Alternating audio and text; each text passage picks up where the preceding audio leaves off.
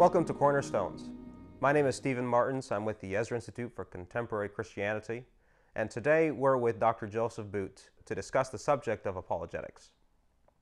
Dr. Joe, what is apologetics and why is it both necessary and relevant for the church? And is it a modern invention?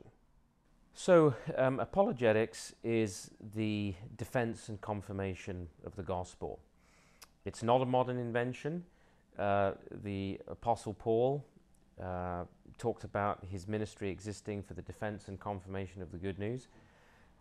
Peter, in 1 Peter 3:15, the classic Magna Carta of Christian apologetics, talks about the importance of setting apart Christ as Lord in your hearts and always being ready to give a defense and apologia for the hope that is in you. Jude talks about the necessity of the defense of the faith once for all committed to the saints.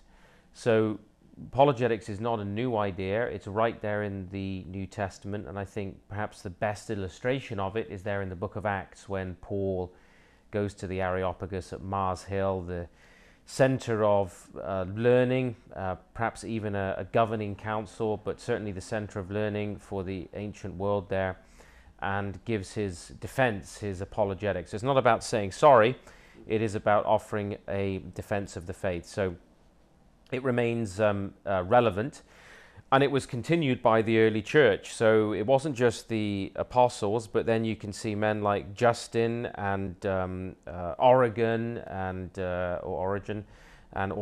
Augustine himself defending the faith in the early centuries of the church, not just actually against skeptics, but also in terms of the defense of Christian doctrine in the life of the church as apologists. So there was both the function of defending the purity of the gospel within the church and a defense of objections, cavils, and so forth that were coming from outside of the church. Augustine's City of God, for example, was written when he was appealed to actually to write an apologetic, because some were saying that Rome had fallen because Rome had abandoned paganism and adopted Christianity.